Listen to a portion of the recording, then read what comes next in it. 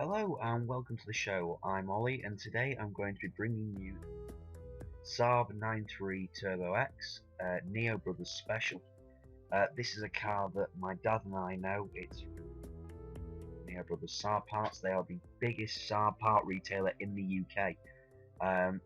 This car is actually an exact replica of one of the company's race cars, which is legitimately the same as the website. You can see the car, and there's also videos of the car itself. It's amazing the detail and how realistic this is to the real car. This is my own tune of the vehicle. It's a grip tune, and I'm going to show you roughly the benchmark figures of what I have for it.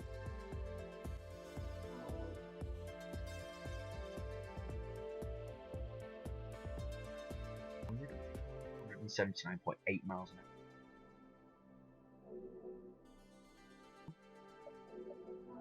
My car's option, it's a mid to high S-Class car. Great acceleration, great launch, as it's a four-wheel drive car, as the Turbo X is.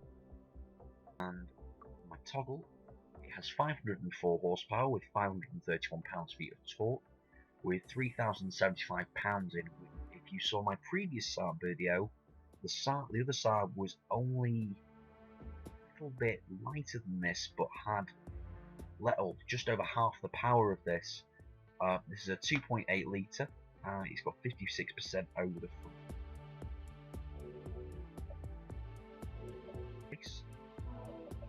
Again, drag racing. If you've got a 93 Turbo X on Forza and you set full drag tuning, basically. But I'm not here to show you the drag tune, as I'm not very good at them. I am showing you drag mile time. So again, I've got my right trigger pressed down, ready to launch this.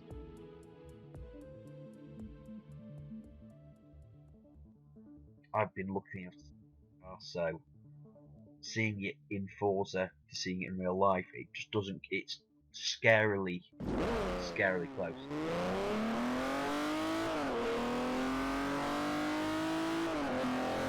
There we go. We've got 100 miles an hour there in third gear, and the car is still pulling.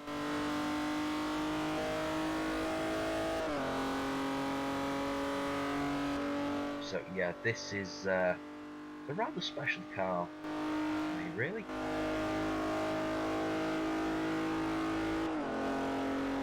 So yeah.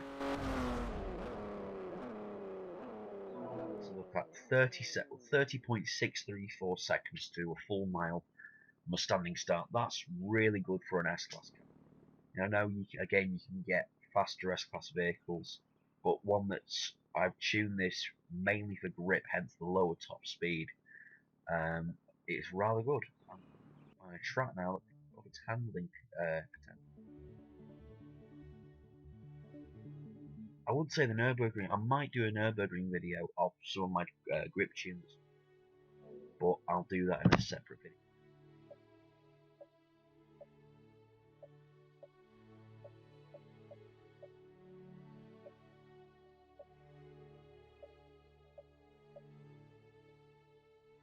Laguna Seca, one of my favourite tracks in Forza. A very, very nice track.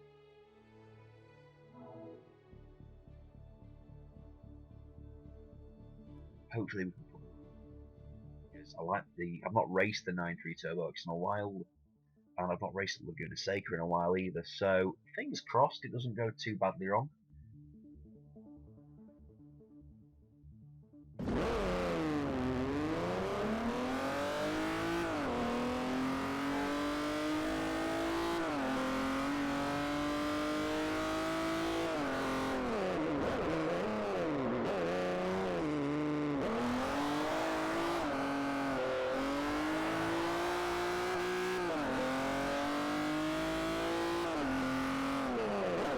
If you're on the Forza storefront and you want the paint scheme, it's free. Can't honestly remember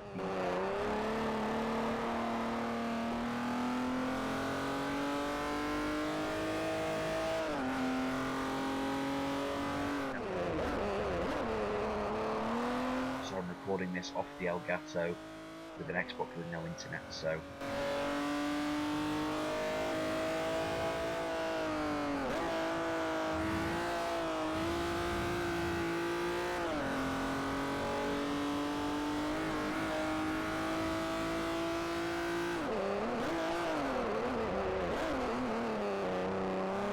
again, I will send a storefront with the tune for this vehicle if you're interested. I mean, I know the Turbo X isn't a very popular car online, it's not very popular in the game at all. It's very rare that you'll come up against one in an online lobby. In the single player, you may come up against them quite frequently in higher A-class events, but it's very rare that you'd see one otherwise. A-class, sorry, C-class. 42.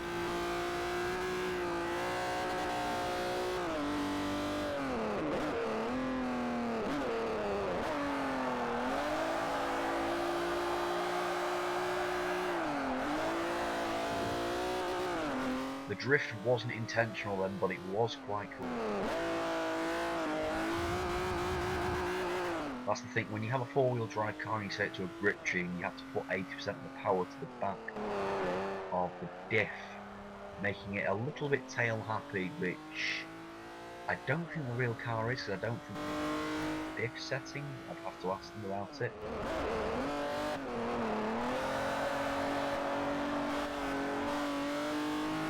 Did quite well, not to put it straight into the gravel then as well.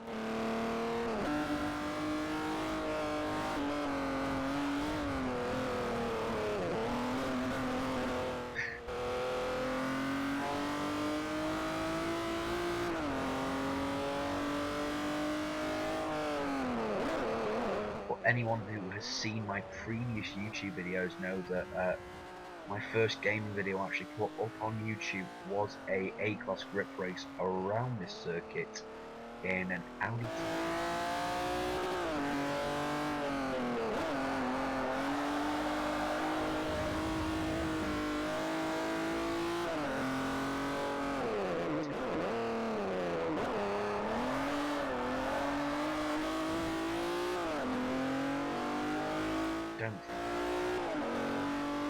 Fortunately, 142 is the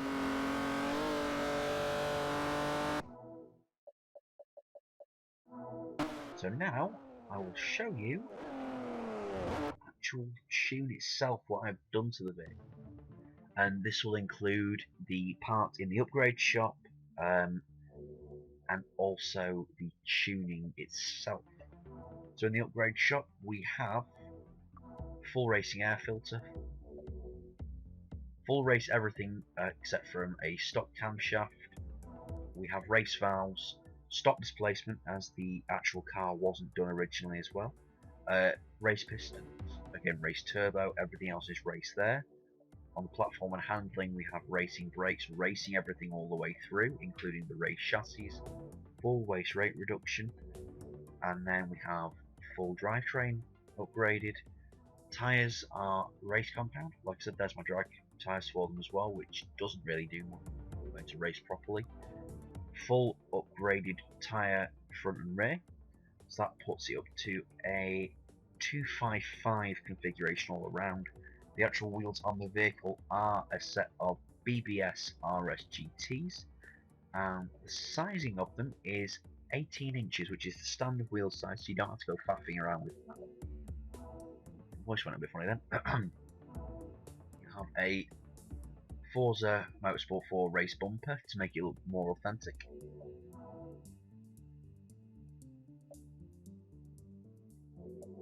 You have I have the Hurst Street bumper because I think it looks a little bit better than the stock one, as it has the little diffuser on the back of it. I mean, it adds 2 pounds to the weight, so it's your own choice for that, whether you want to do it or not. The side skirts, I originally had the Hirsch ones, and realised you had the little carbon lip along the bottom ridge of it, so I decided to go back to stock one and save all that extra weight. It also kicks it out a little bit. I mean, you lose a little bit of drag, but in my opinion, it's not worth the extra weight on the vehicle. I'd rather have the lightweight, the anti-drag, because it's not really a grip car.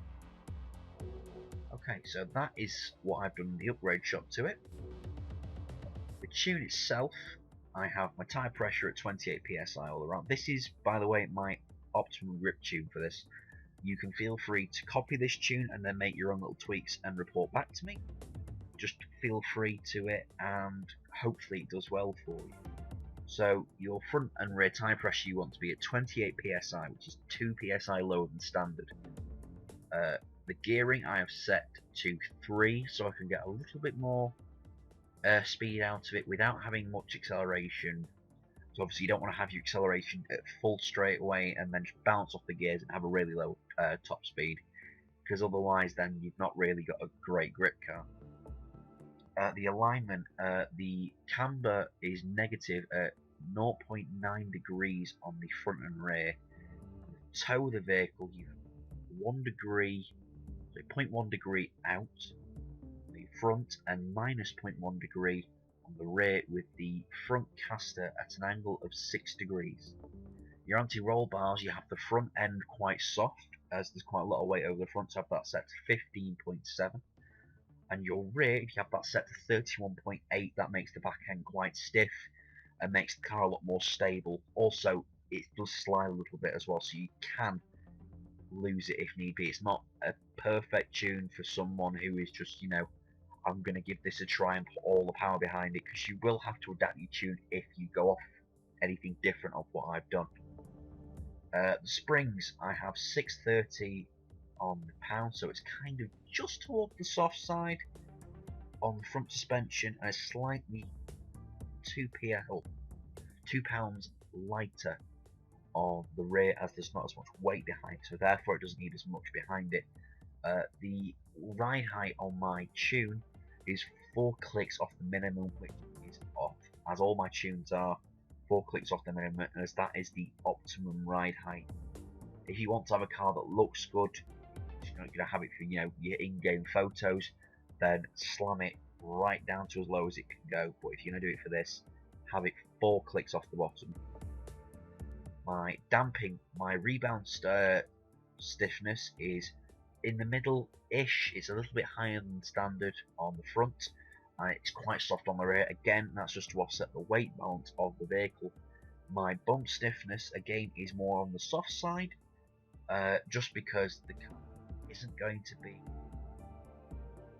as jumpy as it hits the corners. It's a very fair tune with full assist, so it won't throw you around and spin you out.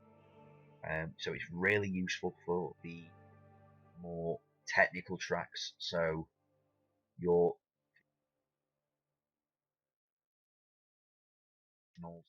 and I'd even go as far as saying even stuff like both sets of Nürburgrings, the new GP circuit and the original Nordschleife, they are very, very good for taking some of the faster corners at a higher speed, because the car doesn't roll as much. Aero, I've set it a little bit higher than what it is standard. Standard, it is 75 on the front and 137 on the back.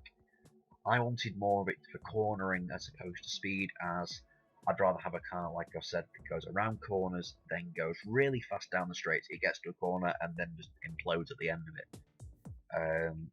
Braking, all the grip tunes I have got a 48% bias going to the rear, 48%, as you can see on the top there, with a braking pressure of 100%. I never touch the brake pressure, very rare that I do, in fact.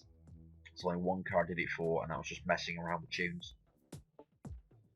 The diff is where it gets a little bit, as this car being a 4-wheel drive car, it has 2 diffs. So you set your front diff as if you're doing your front wheel drive car, so you have a 20% acceleration before it clips it and a 0 on the deceleration, so it instantly clips it.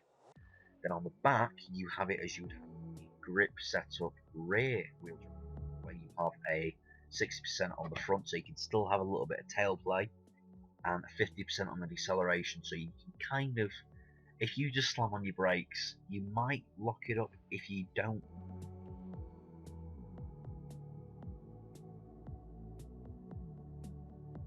nice for you. And torque if you centre it towards the rear of the vehicle. You'll get much better acceleration off the line, and it will respond a bit more as if it's a rear wheel drive. Stereotypically a front wheel drive car in the dry, because four wheel drive doesn't work as well in the dry. You do now, so you know, the more you know. So yeah, that has been in-depth look at the Neo Brothers Saab 9.3 Turbo X. I hope you've enjoyed the video. You can be so kind, and hopefully I will see if you have any vehicles you want me to review. Post the vehicle down below and the track you'd like me to try it on, and whether you see a drift build or a grip build. I've been Ollie Parkinson. Thanks very much for watching.